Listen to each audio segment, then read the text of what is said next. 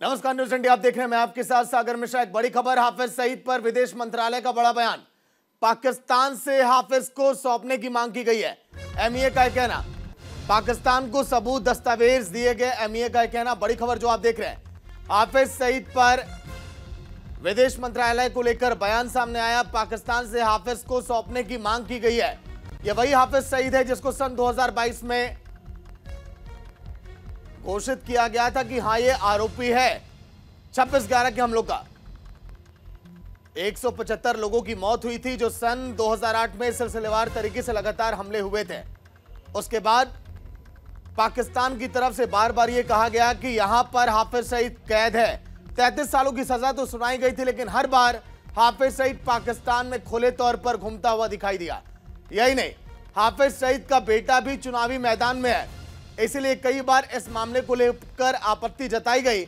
लेकिन अब क्या हाफिज सईद पर एक्शन लिया जाएगा? बड़ी खबर आपकी टीवी स्क्रीन पर। पाकिस्तान से हाफिज को सौंपने की मांग की गई है एमईए की तरफ से।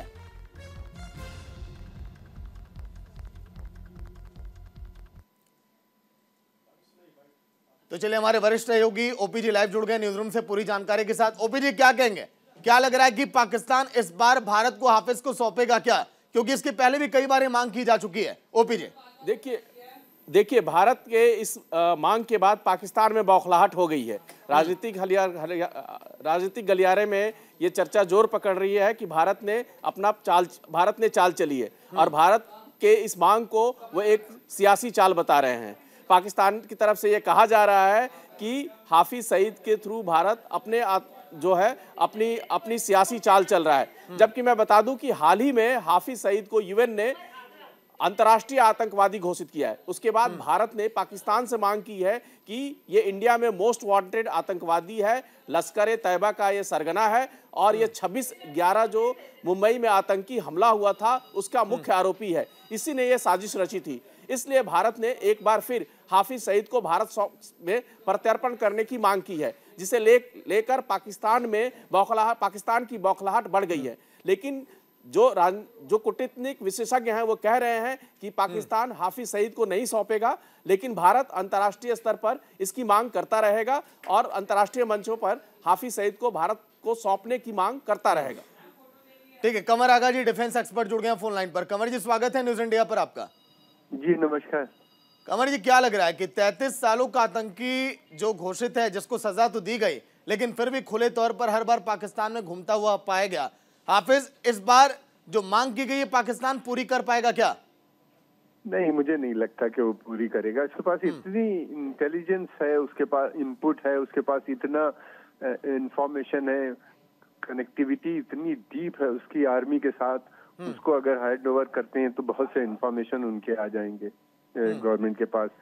हमने देखा, इसीलिए उन्हीं ने ऐसे लोगों का अंत बुरा होता है, जैसा कि दाऊद इब्राहिम के साथ किया। खबर आई कि उनको जहर दे दिया कि कहीं ऐसा ना हो कि किसी स्टेज पे कुछ खुल जाए बात या उनको वापस भेजना पड़े।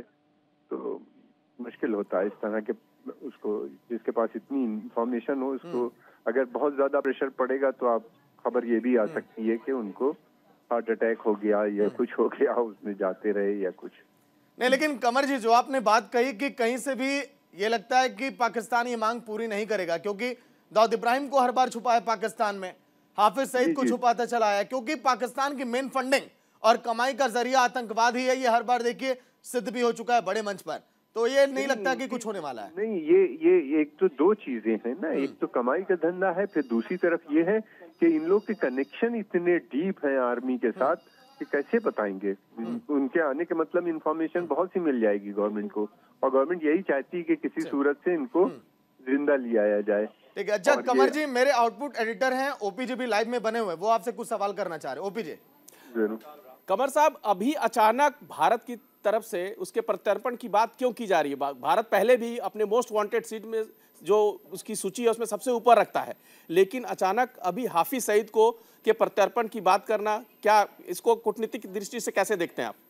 देखिए, कई चीजें हैं। पहली बात तो ये कि हमेशा बात करता रहा है भारत, हमेशा हर फोरम पे, हर जगह पे, या जितना पॉसिबल होता है वो करते रहते हैं।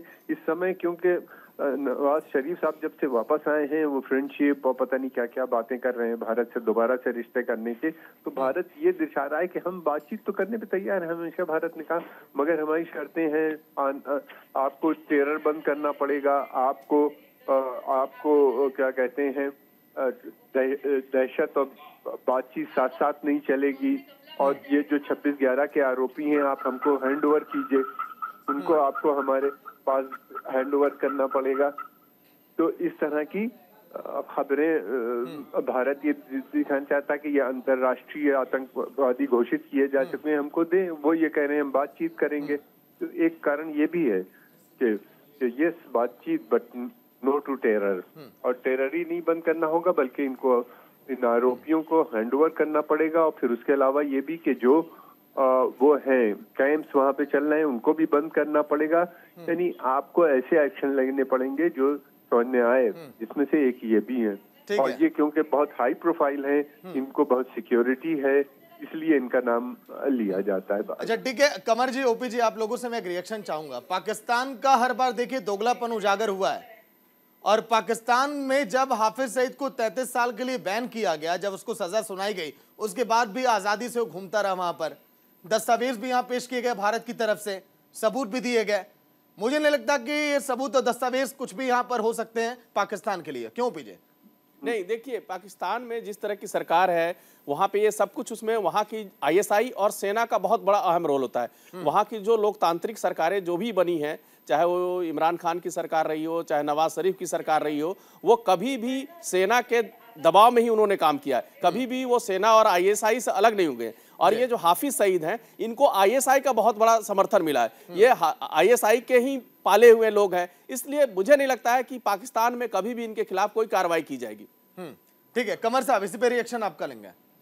मुझे ये लगता है कि अगर बहुत प्रेशर पड़ेगा तो ये लोग जिंदा नहीं रहेंगे। इन लोगों को पाकिस्तान कभी हैंड ओवर नहीं करेगा, और किसी भी स्टेज में जा सकता है, किसी भी हद तक जा सकता है। दाऊद इब्राहिम की एग्जाम्पल यहाँ पे मौजूद है, वो उन्हीं ने टेस्ट किया है, रिएक्शन देखे हैं, और हो सकता है कि सचमुच उनको जहर दिया गया हो, ये कहना मुश्किल है। और इनका भी हशर, ऐसे लोगों का हशर होता है कि यूज करो, जब तक इस्तेमाल कर सकते हो करो, और जब ये एक बर्डन बन जाते हैं सोसाइटी पे या गवर्नमेंट के ऊपर, तो उनको एलिमिनेट कर दिया जाता है, नए आतंकवादी खड़े कर दिए जाते हैं।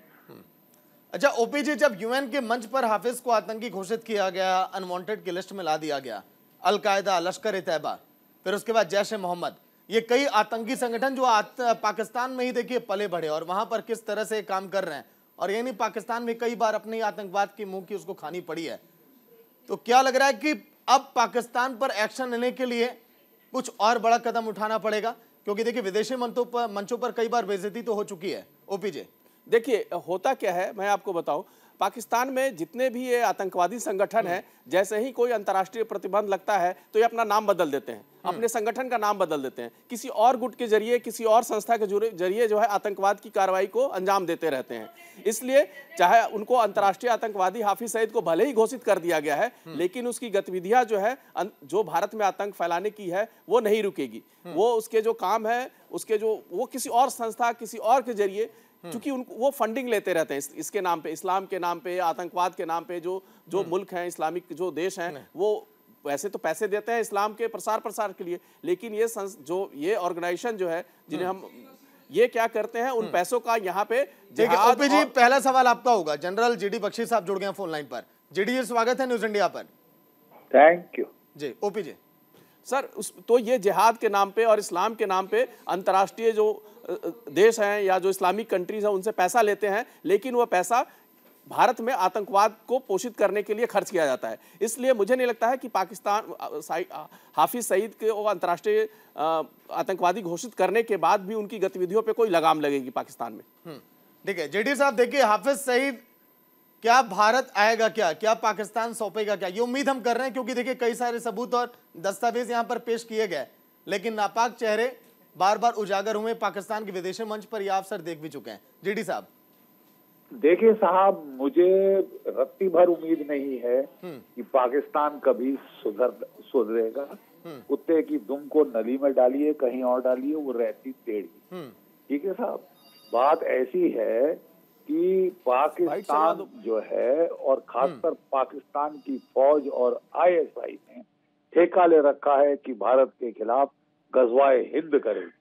गजवाए हिंद का मतलब war for the conquest of India, Bharat पर फतह के लिए वो जंग कर रहे हैं, वॉर ऑफ 1000 कट्स, कि हम सीधे तो लड़ नहीं सकते साहब भारतवर्ष से, तो हजारों कट, हजारों छुरिया का वार करेंगे ताकि छोटे छोटे रक्त रिसाव से भारत जैसा बड़ा हाथी उनकी उम्मीद में धम्म से नीचे गिर जाएगा। ये उनकी उम्मीद है, ये उनके ख्याली पुलाव है। असलियत में अब वक्त आ गया है कि हम पाकिस्तान के साथ जो हमने सीज फायर किया था उसको फिर रद्द करें, उसके एक्टिवेट करें। अच्छा जेडी साहब, एक बयान मैं सुनवा दूं आपको, लौट कर आऊंगा आपके पास। हाथ में कटोरा लेकर भीख मांगने वाला पाकिस्तान, जिसके हर बार नापाक चेहरे उजागर हुए हैं, जिसने हर बार आतंकवाद को अपने यहां पर पनाह दी है, आखिर हाफिज सईद को लेकर इस पूरे मामले पर बयान क्या सामने आया, उसको सुनवाते हैं, फिर करेंगे सवाल जवाब। Where the person in question is wanted in numerous cases in India. He is also a UN proscribed terrorist. In this regard, we have conveyed a request along with relevant supporting documents to the government of India to extradite him, government of Pakistan, to extradite him to India to face trial in a particular case. I think that is what you were referring to. So yes, we have of course been flagging the issue of activities that he's been wanted for. In this case, you specifically mentioned whether we wanted to extradite him. Yes, there has been a request sent to face trial in a particular case. This is a recent request. Well, I'm file number. just a day. Some time ago, some weeks ago, I would say. I'll have to check exactly when it was submitted. I have a date of when it was sent. I think our High Commission in Islamabad would have passed it on, but I could try to get you more information. But as I said, activities of people who are, wanted in criminal or terrorist activities here, we continue to take up these cases with partners to say, in this case, of course, there's extradition with Pakistan where we have asked for, where we don't have a, I think, extradition agreement, but we have requested for him to be brought back to India to face trial. तो चलिए लगातार देखिए इस मामले पर चर्चा हमारी जारी है। जेडी साहब फोन लाइन पर बने हुए हैं। जेडी साहब, क्या किया जाए आखिर? पाकिस्तान का खात्मा तो होना इतना आसान नहीं, लेकिन आतंकवाद का खात्मा होना जरूरी है, क्योंकि हाल की घटनाओं को आपने देखा होगा जम्मू कश्मीर में जिस तरह से हमने अपने देश के जवानों और सपूतों को खोया है। जेडी साहब देखिए साहब, बिल्कुल मैं वही कह रहा था कि 26/11 के बाद हमने किलोटन के हिसाब से, टन के हिसाब से नहीं, किलोटन के हिसाब से डोसियर पे डोसियर पे डोसियर पाकिस्तान को भेजे थे। पाकिस्तान ने ये कह के कि ये तो साहब मनगढ़ंत फिक्शन है, मतलब तिरस्कार करके उन्होंने बिल्कुल मना कर दिया कि हमारा ना कुछ लेना देना है ना कुछ है। बात ऐसी है कि ये जो हाफिज सईद है, अब ये वहां पे पार्टी बनाकर पॉलिटिकल, इसका बेटा इलेक्शन लड़ रहा है, लेजिटिमेसी हासिल करने की कोशिश कर रहा है इंटरनेशनल आइज में। तो मेरा ख्याल एमईए का मुद्दा यही होगा, दुनिया को याद दिलाना कि ये जो शख्स है, he is the most wanted terrorist. ना सिर्फ भारत ने इसे डिक्लेयर किया हुआ है, यूनाइटेड स्टेट्स ने भी डिक्लेयर किया है, क्योंकि उनके भी 5 सिटीजन जो थे इसकी लश्कर तैयबा और जैश ए मोहम्मद इत्यादि इन लोगों के हाथों मारे गए थे। तो मेरा तो सुझाव केवल एक रहा है कि लातों के भूत बातों से नहीं मानते। आपको जो सीज फायर है जम्मू कश्मीर में उसे एब्रोगेट करना होगा, लाइन ऑफ कंट्रोल को एक्टिवेट करना होगा, नंबर 1। नंबर 2, जैसे उड़ी के पश्चात बालाकोट में जो हमने एयर स्ट्राइक की थी, वो और उससे ज्यादा भीषण हमले हमको शुरू करने पड़ेंगे across line of control to raise costs and consequences for Pakistan. और मैं कहना चाहता हूं कि असली गुनहगार पाकिस्तान की फौज है। बिल्कुल, पिछले बार हम लोगों ने बड़ा ये बना के बहाना कि हम तो फौज को थोड़ी ना मार रहे हैं, हम तो टेररिस्ट को मार रहे हैं, ये एक अजीब डिस्टिंक्शन करने की कोशिश की थी, जबकि असलियत ये है कि साहब ये पाकिस्तान की नापाक फौज है जो कि 24/7 भारत के खिलाफ मंसूबे बनाती रहती है, कुछ न कुछ गफलत करती रहती है।